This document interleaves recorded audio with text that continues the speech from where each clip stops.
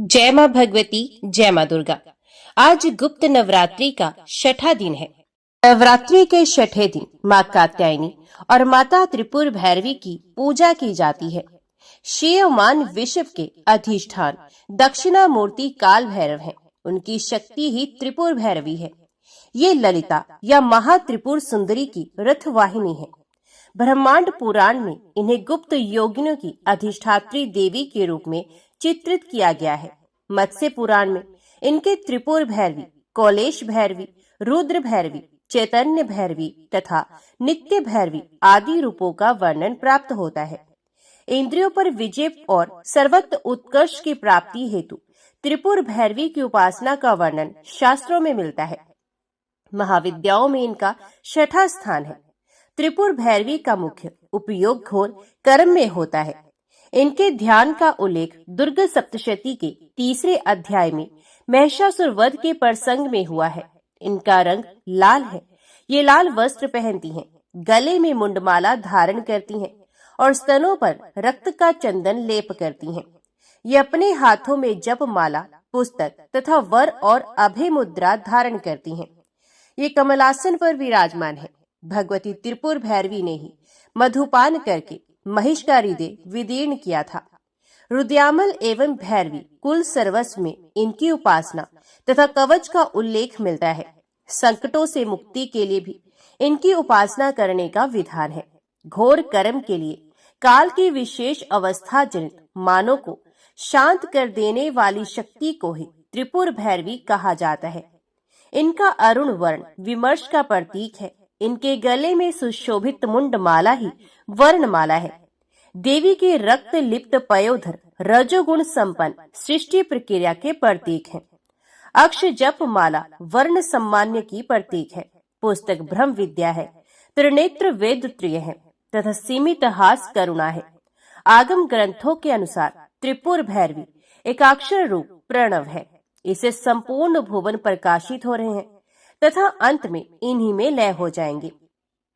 त्रिपुर भैरवी के अनेक भेद हैं, जैसे सिद्ध भैरवी, चैतन्य भैरवी, भुवनेश्वरी भैरवी, कमलेश्वरी भैरवी, कामेश्वरी भैरवी, षटकूटा भैरवी, नित्य भैरवी, कौलेशी भैरवी, रुद्र भैरवी आदि। सिद्ध भैरवी उत्तरमान्य पीठ की देवी हैं। नित्य भैरवी पश्चिमान्य पीठ की देवी हैं। इनके उपासक स्वयं भगवान शिव हैं।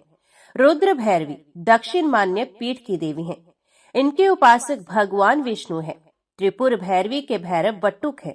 मुंडमाला तंत्र अनुसार त्रिपुर भैरवी को भगवान नरसिंह की अभिन्न शक्ति बताया गया है।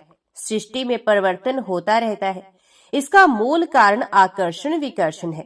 इस सृष्टि के परिवर्तन में क्षण क्षण में होने वाली भावी क्रिया की अधिष्ठात्र शक्ति ही वैदिक दृष्टि से त्रिपुर भैरवी कही जाती है। त्रिपुर भैरवी की रात्रि का नाम काल रात्रि तथा भैरव का नाम काल भैरव है। नवरात्रि के छठे दिन माता के कात्यायनी रूप की पूजा की जाती है। माता दुर्गा के छठे स्वरूप को कात्यायनी कहते हैं। कात्यायनी महर्षि कात्यायन की कठिन तपस्या से प्रसन्न होकर उनकी इच्छा अनुसार उनके यहाँ पुत्री के रूप में पैदा हुई थी। महर्षि कात्यायन ने सर्वप्रथम इनकी पूजा की थी, इसलिए ये कात्यायनी के नाम से प्रसिद्ध हुई। माँ कात्यायनी अमोघ फलदायिनी है। दुर्गा पूजा के छठे दिन इनके स्वरूप की पूजा की जाती है। इस दिन साधक का मन आज्ञा चक्र में स्थित रहता है। योग साधना में इस आज्ञा चक्र का अत्यंत ही महत्वपूर्ण स्थान है। इस चक्र में स्थित मन वाला साधक माँ कात्यायनी के चरणों में अपना सब कुछ न्यौछावर कर देता है। भक्त को सहज भाव से माँ कात्यायनी के दर्शन प्राप्त हो जाते हैं। इनका साधक इस लोक में रहते हुए भी अलौकिक तेज से युक्त हो जाता है। जय माँ भगवती, जय माँ दुर्गा। अभी सुनते हैं श्रीमद् देवी भागवत महापुराण का अगला अध्याय। व्यास जी बोले, हे राजन, तब शत्रुओं से संत्रस्त देवताओं की इस प्रकार स्तुति करने पर भगवती ने अपने शरीर से एक दूसरा रूप प्रकट कर दिया।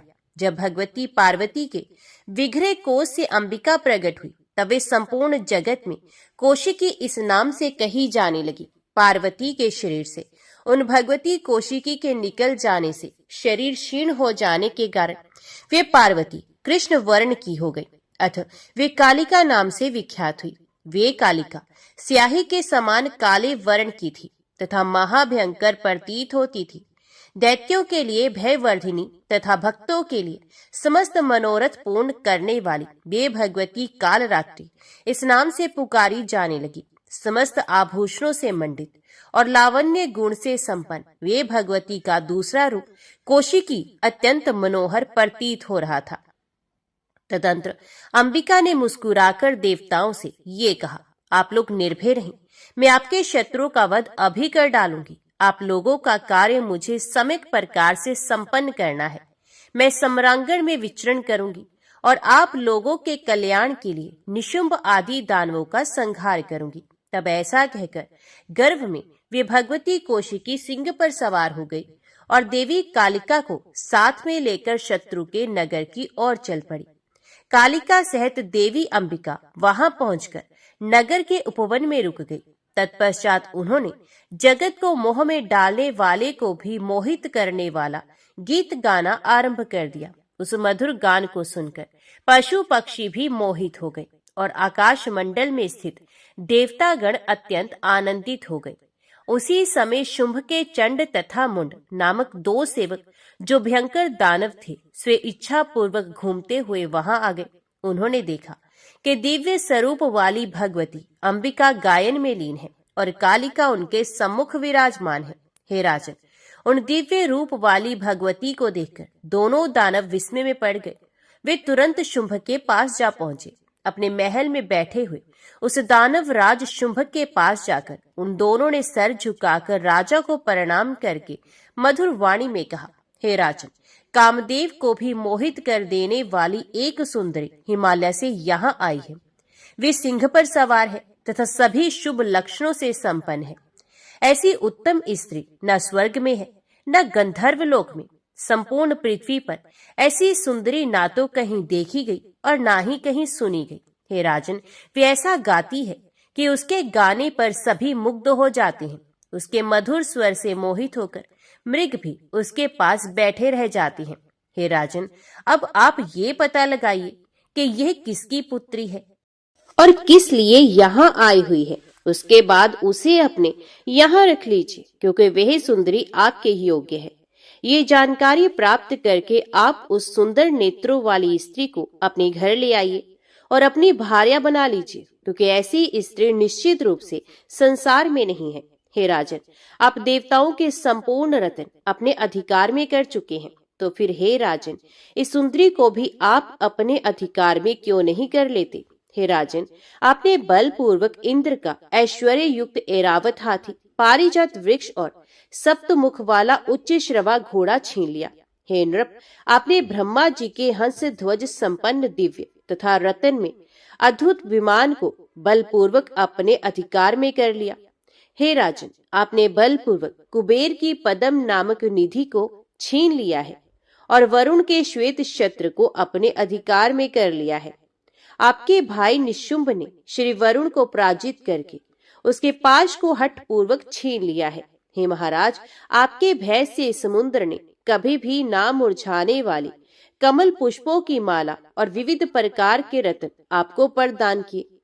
आपने मृत्यु को जीतकर उसकी शक्ति को तथा यमराज को जीतकर उसके अति भीषण दंड को अपने पूर्ण अधिकार में कर लिया है। हे राजन, आपके पराक्रम का और क्या वर्णन किया जाए। समुद्र से प्रादुर्भूत कामधेनु आपने छीन ली, जो इस समय आपके पास विद्यमान है। हे राजन, मेनका आदि अप्सराएं भी आपके अधीन पड़ी हुई हैं। इस प्रकार जब आपने सभी रत्न बल पूर्वक छीन लिए हैं, तब नारियों में रत्न स्वरूपा इस सुंदरी को भी अपने अधिकार में क्यों नहीं कर लेते। हे भूपति, आपके ग्रह में विद्यमान समस्त विपुल रत्न इस सुंदरी से सुशोभित होकर यथार्थ रूप में रत्न स्वरूप हो जाएंगे। हे दैत्यराज, तीनों लोकों में ऐसी सुंदरी स्त्री नहीं है, अतः आप उस मनोहारिणी स्त्री को शीघ्र ही ले आइए और अपनी भार्या बना लीजिए। व्यास जी बोले, चंड मुंड के मधुमय अक्षरों से युक्त ये मधुर वचन सुनकर प्रसन्न मुखमंडल वाला शुंभ अपने समीप में बैठे हुए सुग्रीव से कहने लगा, हे बुद्धि संपन्न सुग्रीव, तुम दूत बनकर जाओ और मेरा ये कार्य संपन्न करो। वहां तुम ऐसी बातचीत करना जिससे वे कृशोदरी यहाँ आ जाए। बुद्धिमान पुरुषों को स्त्रियों के विषय में साम और दान इन दो उपायों का प्रयोग करना चाहिए, ऐसा श्रृंगार रस के विद्वानों ने कहा है। भेद नीति का प्रयोग करने पर रस का आभास मात्र हो पाता है और दंड नीति का प्रयोग करने पर रस भंग ही हो जाता है। अतः विद्वान पुरुषों ने इन दोनों को दोषपूर्ण बताया है। हे दूत, ऐसी कौन स्त्री होगी जो साम दान इन मुख्य नीतियों से संपन्न, मधुर तथा हास परिहास से परिपूर्ण वाक्यों के द्वारा काम पीड़ित होकर वश में ना हो जाए। व्यास जी बोले, शुंभ के द्वारा कही गई अत्यंत प्रिय तथा चातुर्यपूर्ण बात सुनकर सुग्रीव बड़े वेग से उधर चल पड़ा जहां जगदम्बिका विराजमान थी। वहां पर उसने देखा कि एक सुंदर मुख वाली युवती सिंह पर सवार है। तब जगदम्बिका को प्रणाम करके वे मधुर वाणी में कहने लगा। दूत बोला, हे सुजगने, देवताओं के शत्रु राजा शुंभ सर्वांग सुंदर और पराक्रमी है। सबको जीतकर वे तीनों लोकों के अधिपति हो गए हैं। आपके सौंदर्य के विषय में सुनकर आप पर आसक्त मन वाले उन्हीं महाराज शुंभ ने व्याकुल होकर मुझे आपके पास भेजा है। हे तरवंगे, दैत्यपति शुंभ ने आपको प्रणाम करके जो प्रेम पूर्ण वचन कहा है, उनके उस वचन को आप सुने। हे कांते, मैंने सभी देवताओं को जीत लिया है। इस समय मैं तीनों लोकों का स्वामी हूँ। मैं यहाँ रहते हुए सदा यज्ञ भाग प्राप्त करता हूँ। मैंने स्वर्गलोक की सभी सार वस्तुएं छीन ली हैं और उसे रत्न विहीन कर दिया है। देवताओं के पास जो भी रत्न थे उन सबको मैंने हर लिया है। हे भामिनी, तीनों लोकों में सभी रत्नों का भोग करने वाला एकमात्र मैं ही हूँ। देवता, दैत्य और मनुष्य ये सब मेरे अधीन रहते हैं। तुम्हारे गुणों का मार्ग मेरे हृदय प्रवेश करके मुझे पूर्ण रूप से तुम्हारे वश में कर दिया है। अब मैं क्या करूं? मैं तो तुम्हारा दास बन गया हूं। मैं तुम्हारे अधीन हूं। तुम मुझे जो भी आज्ञा प्रदान करोगी उसे मैं अवश्य करूंगा। हे सुंदर अंगों वाली, मैं तुम्हारा दास हूं। कामबाण से मेरी रक्षा करो।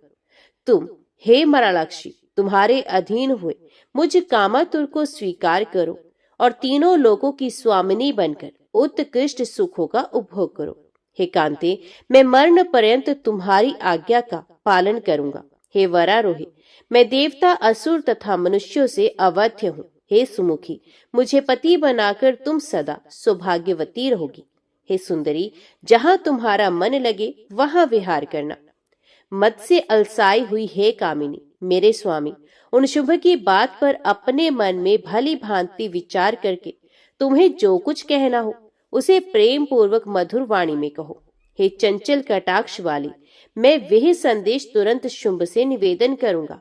व्यास जी बोले, दूत का ये वचन सुनकर देवताओं का कार्य सिद्ध करने वाली भगवती अत्यंत मधुर मुस्कान करके मीठी वाणी में उससे कहने लगी। देवी बोली, मैं महाबली राजा शुंभ तथा निशुंभ दोनों को जानती हूँ। उन्होंने सभी देवताओं को जीत लिया है और अपने शत्रु का संहार कर डाला है।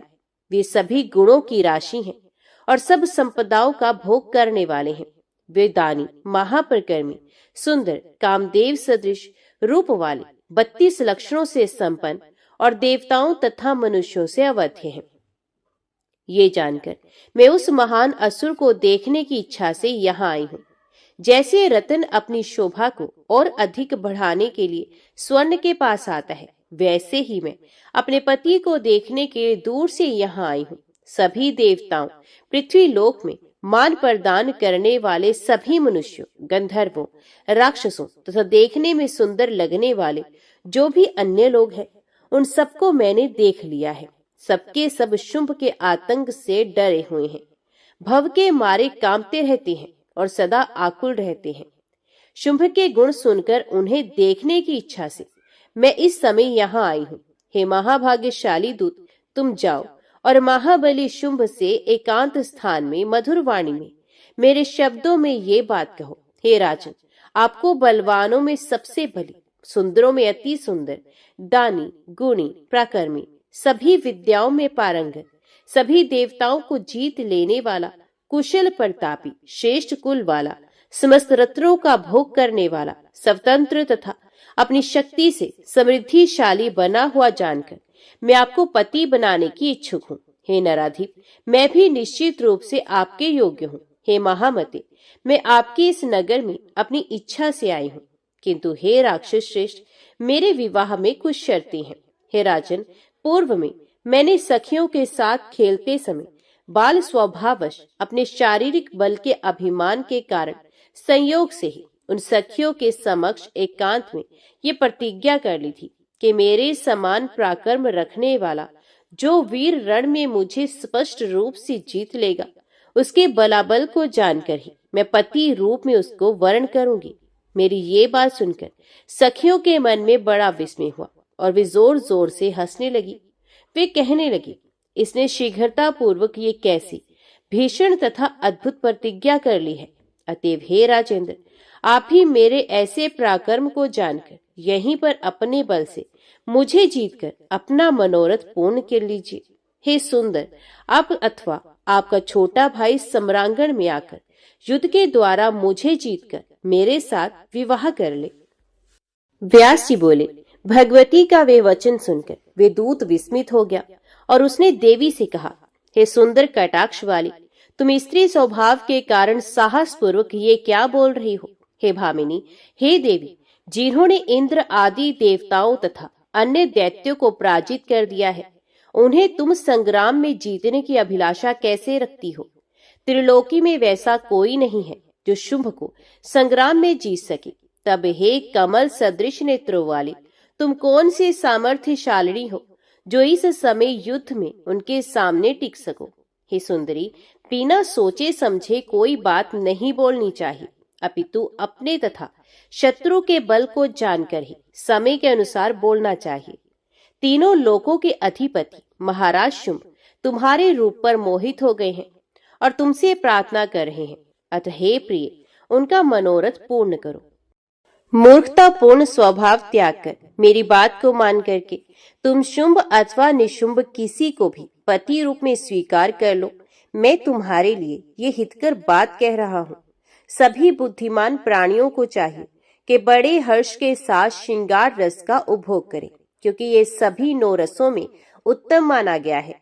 हे बाले, यदि तुम मेरे साथ नहीं चलोगी तो राजा शुंभ अत्यंत कुपित होकर अन्य बहुत से सेवकों को अभी भेजकर तुम्हें बलपूर्वक पकड़वा कर ले जाएंगे। हे वामरु, वे बलवानी दानव तुम्हारे केशपाश पकड़कर बलपूर्वक तुम्हें निश्चय ही शुंभ के पास ले जाएंगे। अतः हे कोमलांगी, अपनी लज्जा की रक्षा करो और इस दुस्साहस को पूर्ण रूप से छोड़ दो। तुम सम्मानित होकर उनके पास चलो, क्योंकि तुम सम्मान की पात्र हो। कहाँ तीक्ष्ण बाणों से होने वाला युद्ध और कहाँ रति क्रीड़ा से उत्पन्न होने वाला सुख।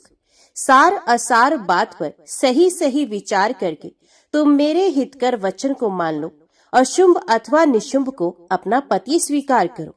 इससे तुम परम सुख प्राप्त करोगी। देवी बोली, हे महाभागदूत, तुम बात करने में निपुण हो, ये सत्य है। शुंभ और निशुंभ निश्चय ही बलवान है, ये मैं जानती हूँ, किंतु मैंने बाल्यकाल काल से ही जो प्रतिज्ञा कर रखी है उसे मिथ्या कैसे किया जाए। अतः तुम निशुंभ से अथवा उससे भी बलवान शुंभ से कह दो कि बिना युद्ध किए मात्र सौंदर्य के बल पर कोई भी मेरा पति नहीं बन सकेगा। मुझे अपने बल से जीतकर वे अभी पाणी ग्रहण कर ले। हे राजन, आप यह जान लीजिए कि मैं अबला होती हुई भी युद्ध की इच्छा से यहाँ आई हूँ। यदि तुम समर्थ हो तो मेरे साथ युद्ध करो और वीर धर्म का पालन करो। इसके अतिरिक्त यदि मेरे त्रिशूल से डरते हो और यदि जीने की तुम्हारी अभिलाषा है तो स्वर्ग और पृथ्वी लोक को छोड़कर अविलंब पाताल लोक चले जाओ।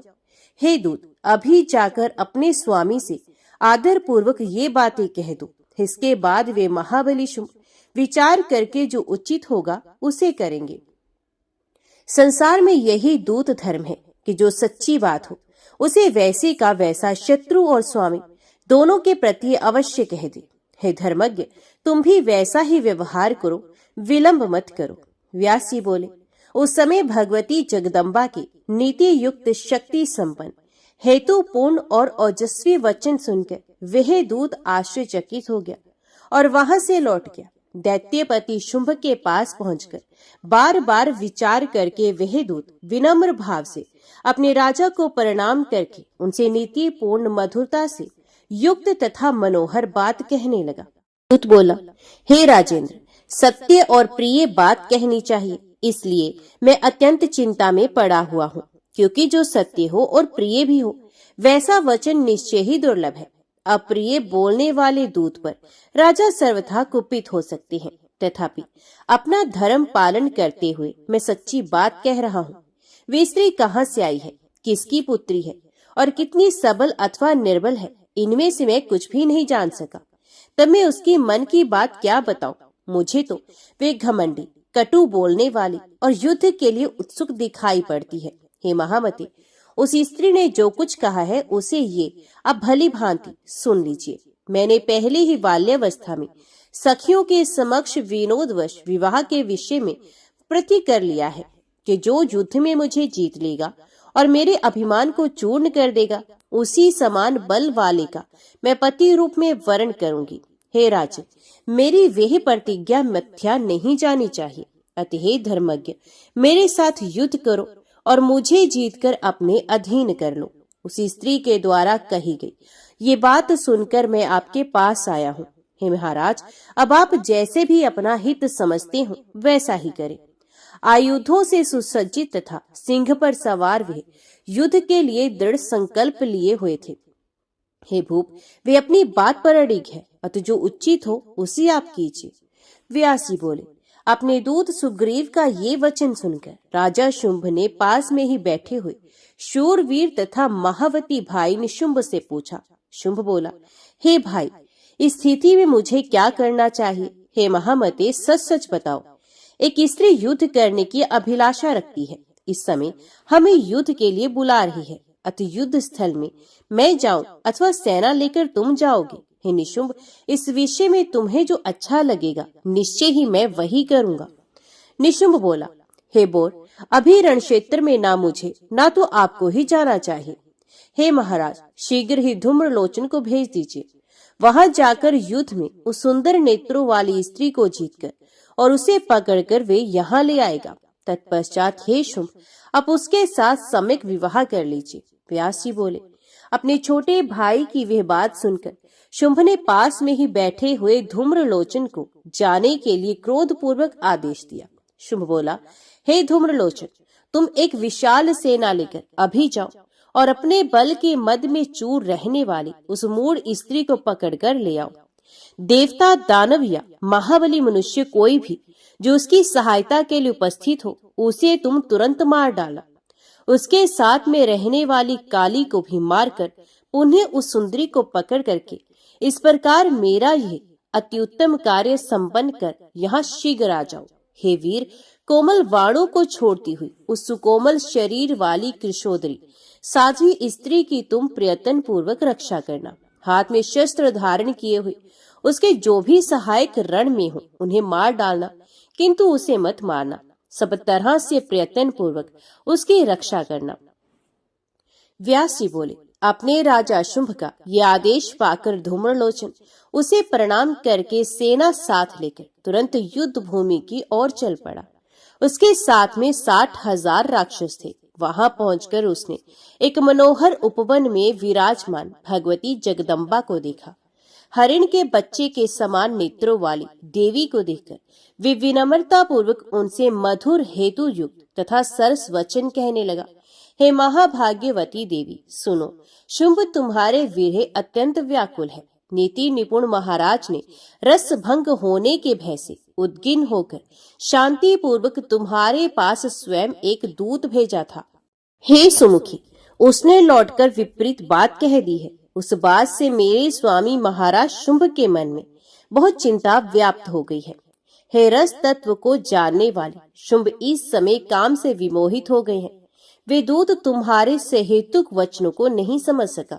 तुमने जो ये कठिन वचन कहा था कि जो मुझे संग्राम में जीतेगा, उस संग्राम का तात्पर्य वे नहीं जान सका। हे माननी, संग्राम 2 प्रकार का होता है, काम जनित और उत्साह जनित। पात्र भेद्र से समय समय पर इनका अलग अलग अर्थ किया जाता है। उन दोनों में आप जैसी युवती के साथ होने वाले संग्राम को काम जनित संग्राम और शत्रु के साथ होने वाले संग्राम को उत्साह जनित संग्राम कहा गया है। हे कांते, उनमें प्रथम रति जन्य संग्राम सुखदायक और शत्रु के साथ किया जाने वाला उत्साह जन्य संग्राम दुखदायक कहा गया है। हे सुंदरी, मैं तुम्हारे मन की बात जानता हूँ। तुम्हारे मन में रति जन्य संग्राम का भाव है।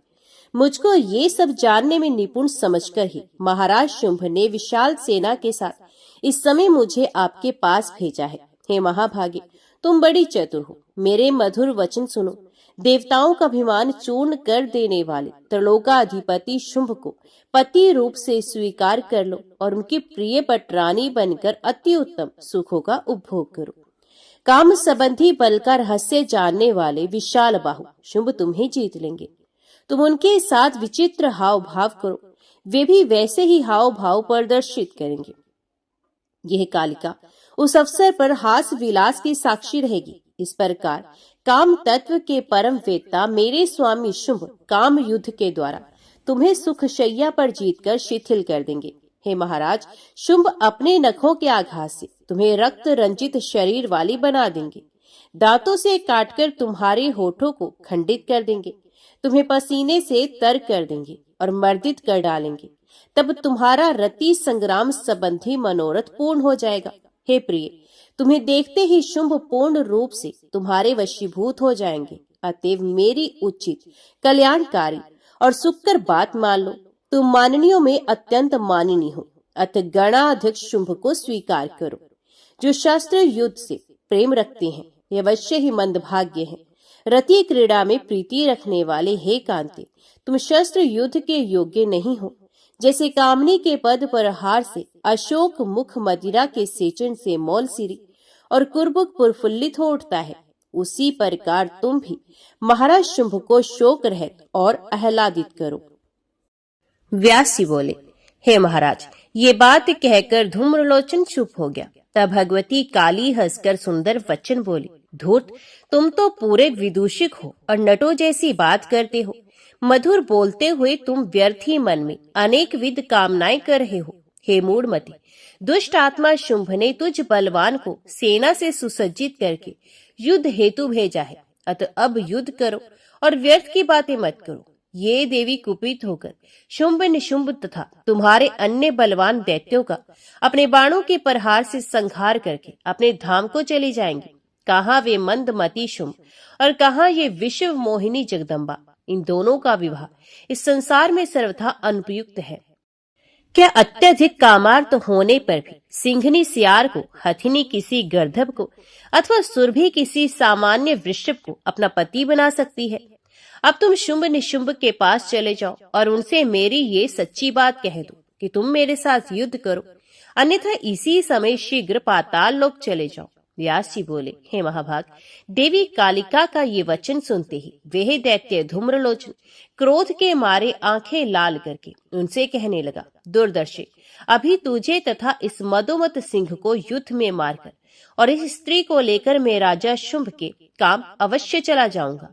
कलह में अनुराग रखने वाली हे काली, रस में भंग पड़ने की शंका से मैं इस समय डर रहा हूँ, नहीं तो अपने तीक्ष्ण बाणों से तुम्हें अभी मार डालता। कालिका बोली, हे मंदबुद्धि, तुम अर्णगल प्रलाप क्यों कर रहे हो? धनुर्धर वीरों का ये धर्म नहीं है। तुम अपनी पूरी शक्ति से बाण चलाओ, तुम तो अभी यमलोक जाने वाले हो। व्यास जी बोले, ये वचन सुनकर वह दैत्य लोचन अपना सुदृढ़ धनुष लेकर भगवती कालिका के ऊपर पत्थर की सान पर चढ़ाकर तेज किए गए बाणों की घोर वर्षा करने लगा। उस समय इंद्र आदि प्रधान देवता उत्तम विमानों में बैठकर ये युद्ध देख रहे थे। वे देवी की स्तुति करते हुए उनकी जयकार कर रहे थे। परस्पर उन दोनों में बाण, खड़ग, गदा, शक्ति तथा मुसल आदि शस्त्रों से अत्यंत भीषण तथा उग्र युद्ध होने लगा। भगवती कालिका ने पहले अपने बाण प्रहारों से उसके रथ में जुते खच्चरों को मारकर बाद में उसके सुध रथ को भी चूर्ण कर दिया। फिर वे बार बार अट्टहास करने लगी। हे भारत, क्रोधा अग्नि में जलता हुआ सा वह दानव धूम्रलोचन दूसरे रथ पर सवार हो गया और कालिका के ऊपर भयंकर बाण वृष्टि करने लगा। उसके बाण भगवती के पास पहुंच भी नहीं पाते थे। कि वे उन बाणों को काट डालती थी। तत्पश्चात वे कालिका का अन्य तीव्रगामी बाण उस दानव के ऊपर छोड़ने लगी। उन बाणों से उसके हजारों सहायक सैनिक मारे गए। तत्पश्चात देवी कालिका ने उसके खच्चरों तथा सारथी को शीघ्रता पूर्वक मारकर उस रथ को भी नष्ट कर दिया। उसके बाद देवी ने अपने सर्प सदृश बाणों से सीतापूर्वक उसका धनुष काट दिया। ऐसा करके देवी ने देवताओं को आनंदित कर दिया और वे शंखनाद करने लगी। अब रथ से विहीन वे धूम्रलोचन कुपित होकर एक लोह में मजबूत परिघ लेकर देवी के रथ के सन्निकट आ गया। काल सदृश भयंकर वे धूम्रलोचन वाणी से भगवती काली को फटकारते हुए कहने लगा, कुरूपा तथा पिंगल नेत्रों वाली, मैं तुम्हें अभी मार डालूंगा। ऐसा कहकर वे जो ही कालिका पर परिघ चलाने को उद्यत हुआ, देवी ने अपने हुंकार मात्र से उसे तुरंत भस्म कर दिया। तब दैत्य धूम्रलोचन को भस्म हुआ देखकर सभी सैनिक भयाक्रांत होकर हाय तात ऐसा कहते हुए तुरंत मार्ग पकड़कर भाग चले। उस धूम्रलोचन को मारा गया देखकर आकाश में विद्यमान देवगण प्रसन्न होकर भगवती पर पुष्प बरसाने लगे। हे राजन, मरे हुए दानवों, घोड़ों, खच्चरों और हाथियों से पट जाने के कारण वह रणभूमि उस समय बड़ी भयानक लग रही थी। युद्ध भूमि में पड़े हुए मृत दानवों को देखकर गीध, कोए, बाज, सियार और पिशाच नाचने तथा कोलाहल करने लगे। अब भगवती अंबिका ने उस रणभूमि को छोड़कर वहां से कुछ दूरी पर जाकर अत्यंत तीव्र तथा भयदायक शंखनाद किया। अपने महल में स्थित शुंभ को भी वे भयानक शंख ध्वनि सुनाई पड़ी। उसी समय उसने भागकर आए हुए बहुत से दैत्यों को देखा। उनमें से बहुतों के अंग भंग हो गए थे और वे रक्त से लथपथ थे। अनेक दैत्यों के हाथ पैर कट गए थे और नेत्र भगन हो गए थे।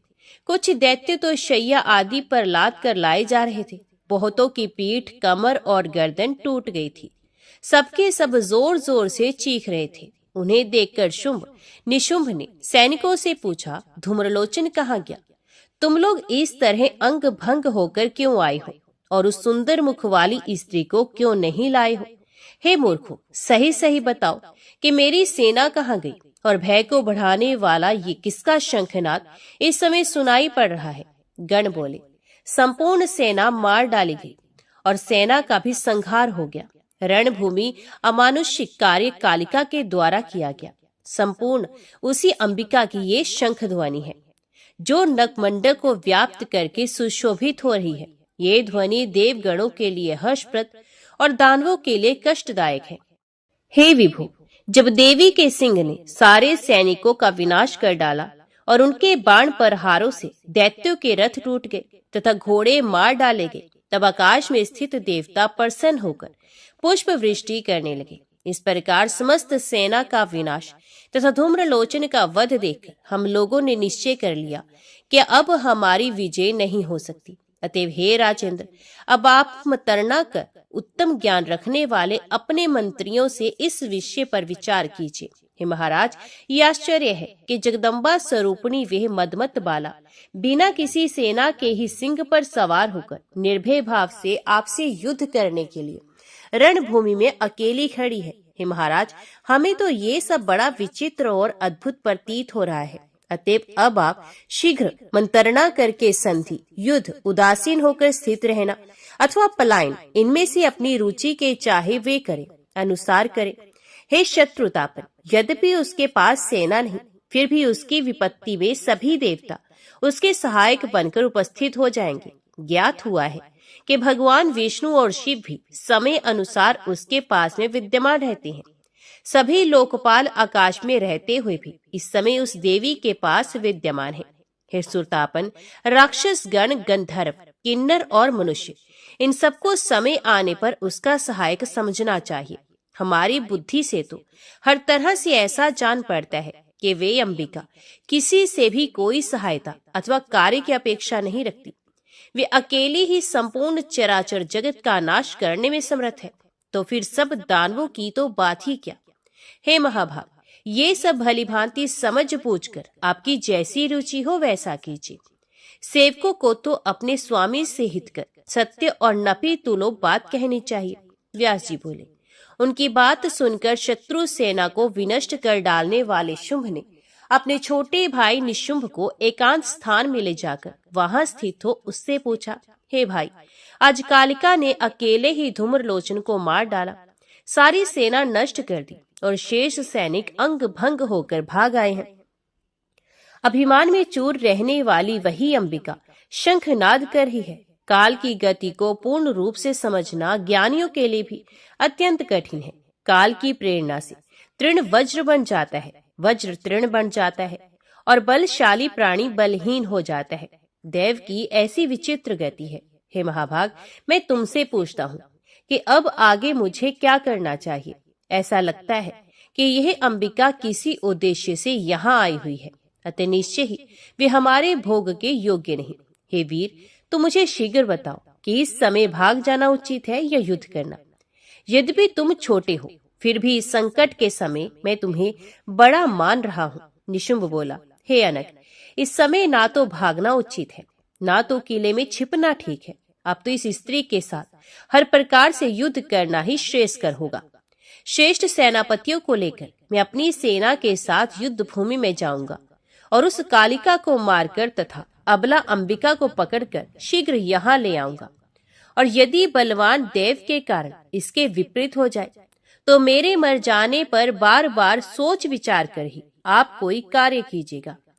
छोटे भाई निशुंभ की ये बात सुनकर शुंभ ने उससे कहा, अभी तुम ठहरो, पहले पराक्रमी चंड मुंड जाए।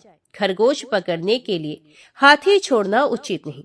चंड मुंड बड़े वीर हैं, अतः ये दोनों उसे मार डालने में हर तरह से समर्थ हैं।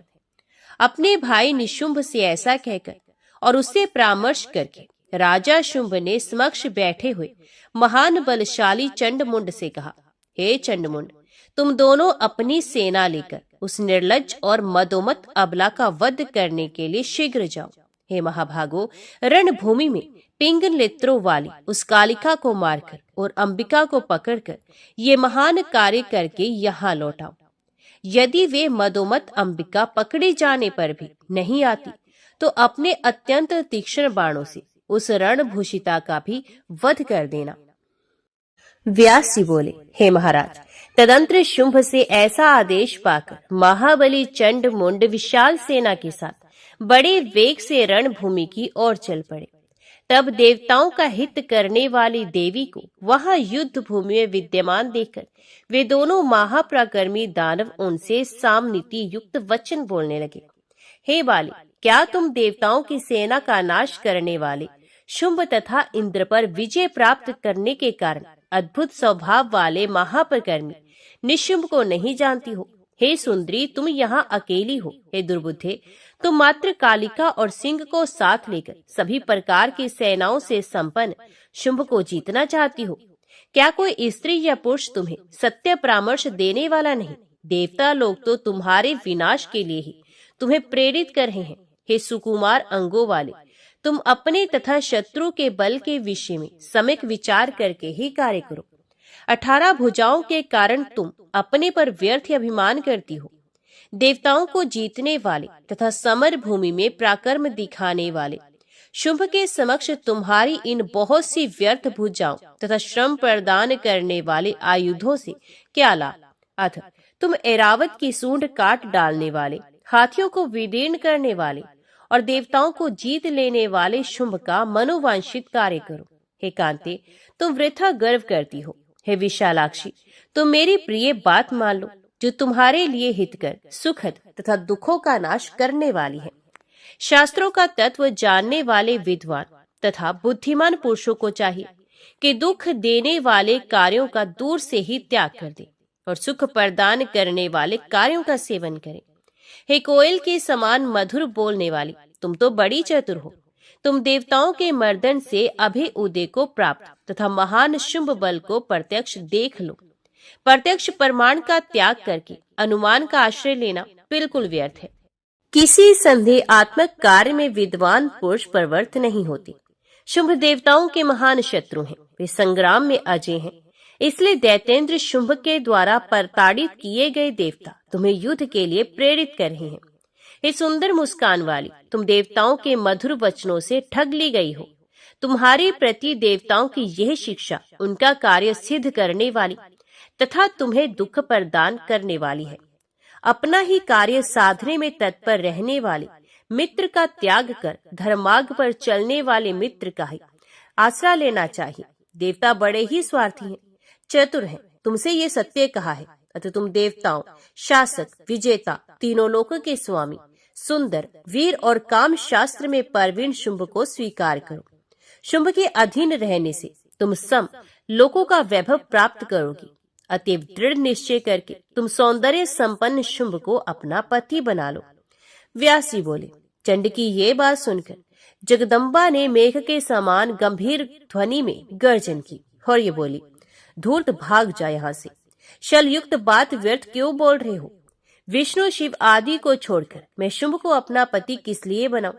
ना तो मुझे किसी को पति बनाना है और ना तो पति से मेरा कोई काम ही है, क्योंकि जगत के सभी प्राणियों की स्वामिनी मैं ही हूँ। इसे तुम सुन लो। मैंने हजारों हजार शुंभ तथा निशुंभ देखे हैं और पूर्व काल में मैंने सैकड़ों दैत्यों तथा दानवों का वध भी किया है। प्रत्येक युग में अनेक देव समुदाय मेरे सामने ही नष्ट हो चुके हैं। दैत्यों के समूह अब फिर विनाश को प्राप्त होंगे। दैत्यों का विनाशकारी समय अब आ ही गया है। अतएव तुम अपनी संतति की रक्षा के लिए व्यर्थ प्रयत्न कर रहे हो। हे महामते, तुम वीर धर्म की रक्षा के लिए मेरे साथ युद्ध करो। मृत्यु तो अवश्य भावी है, इसे टाला नहीं जा सकता। अतः महात्मा लोगों को यश की रक्षा करनी चाहिए। दुराचारी शुंभ तथा निशुंभ से तुम्हारा क्या प्रयोजन सिद्ध हो सकता है? अतः अब तुम श्रेष्ठ वीर धर्म का आश्रय लेकर देवलोक स्वर्ग चले जाओ। अब शुंभ निशुंभ तथा तुम्हारे जो अन्य बंधु बांधव हैं, वे सब भी बाद में तुम्हारा अनुसरण करते हुए वहां पहुंचेंगे। मंदात्मन, मैं अब क्रमश सभी दैत्यों का संहार कर डालूंगी। हे विशांपते, अब विवाद त्यागो और मेरे साथ युद्ध करो।